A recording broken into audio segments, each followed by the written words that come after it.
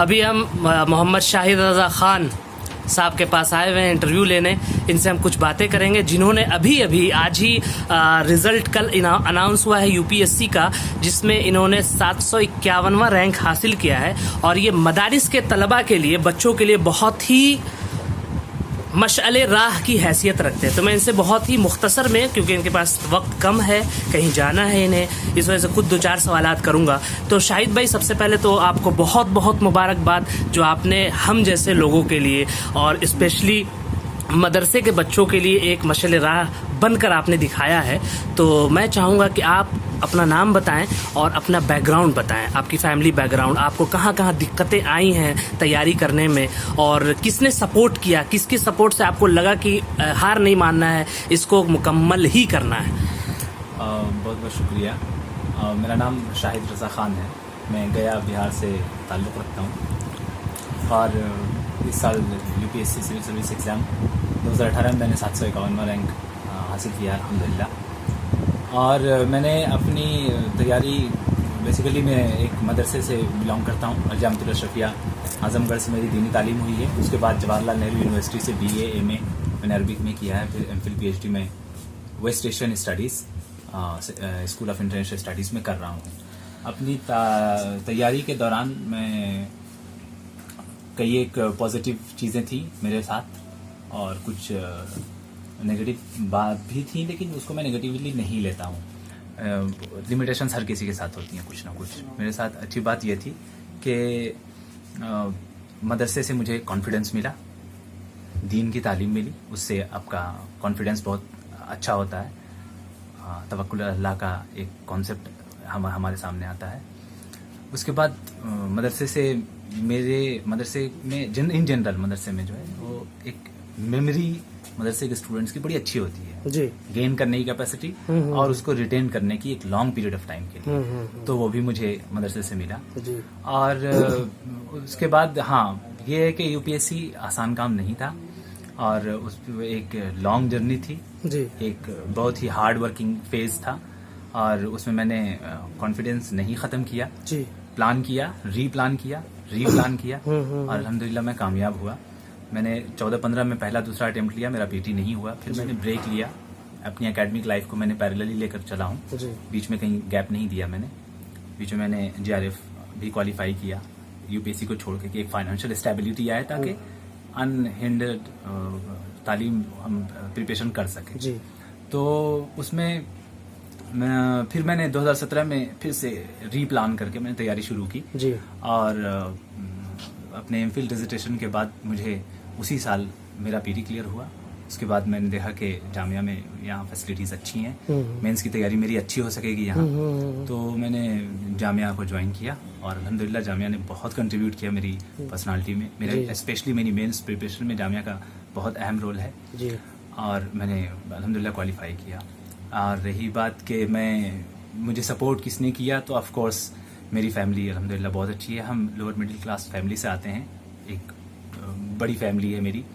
اور میرے father retired CCL government servant ہیں. He was an auto electrician in CCL.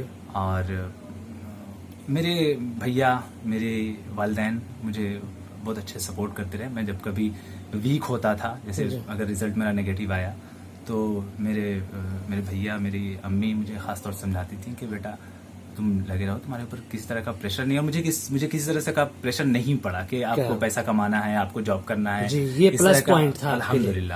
اور میں یہ کہوں گا کہ یہ میری فیملی نے مجھے اس میں بہت سپورٹ کیا. آف کورس اس کے علاوہ جو کانفیڈنس. ایک سوال میں اس میں نکالوں گا کہ اگر آپ کے پاس یہ پلس پوائنٹ نہیں ہوتا، آپ کو فیملی اس طرح سے سپورٹ نہیں کرتی، تو کیا آپ اپنی تیاری ڈراپ کر دیتے؟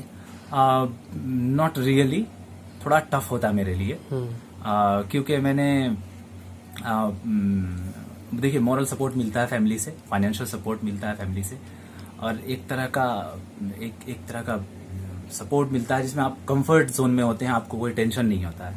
فیملی سے اگر مجھے وہ سپورٹ نہ ملتا تو میں ٹینشن میں آف کورس ہوتا. لیکن اس کا مطلب یہ نہیں ہے کہ میں ڈراپ کر دیتا، کیونکہ ڈیٹرمنیشن از ویری گڈ. اور ڈیٹرمنیشن از دا کی آف سکسیس اینڈ کنٹینیوٹی.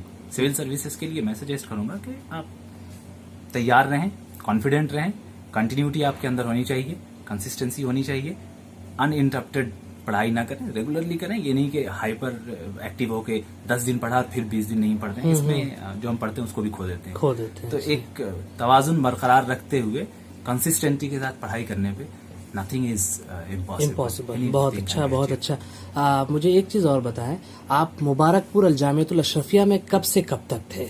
जी, मैं अलजामियतुल अशरफिया मुबारकपुर में आजमगढ़ में 2007 में गया। अपना 10th का एग्जाम देने के बाद ही मैंने एग्जाम दिया और उसके बाद मैं चला गया था वहाँ। और फिर वहाँ जाकर मुझे पता चला कि मैंने मैट्रिक पास किया बिहार बोर्ड से, और मैंने वहाँ 2 साल तालीम हासिल की। फिर उसके बाद मैं दिल्ली आ गया और दिल्ली जामिया हज़रत निज़ामुद्दीन औलिया में मैंने तख़स्सुस फ़िल अदब स्पेशलाइजेशन इन अरबिक लैंग्वेज का कोर्स किया, जिसके दौरान ही मैंने 12th का भी प्राइवेट से, बिहार से प्राइवेट से कंप्लीट किया। और उसके बेसिस पे फिर मैंने JNU के कंपटीशन में हिस्सा लिया और अल्हम्दुलिल्लाह मैंने उसको। अच्छा, मैं आपके बारे में कहीं पढ़ रहा था, किसी ने लिखा कि आप दारुल नदवतुल उलमा में भी आपने पढ़ाई की है, क्या ऐसा है? नहीं, मेरी तालीम गांव के मदरसे में हुई है, मदरसा गौसिया रिजविया जो मेरे गांव में है। इब्तदाई तालीम नाजरा और कुछ एक दो पारे मैंने वहाँ हिफ्ज़ भी किए। और उसके बाद फिर मैं संभल में मैंने 4-5 महीने के लिए पढ़ा जामिया अरबिक कॉलेज में। फिर वहाँ के बाद मैं सीधा अलजामियतुल अशरफिया में आया था, सानिया में, और सानिया सालसा मैंने वहाँ। बहुत अच्छे। एक आखिरी सवाल, बस मदारिस के तलबा के लिए आपका एक आखिरी पैगाम दे दें। क्योंकि आपसे बहुत मोटिवेट हुए हैं और चांसेस हैं कि ज़्यादा मोटिवेट होंगे। मैं कहूँगा कि you are not less than anyone else, you can do anything any time like any other people.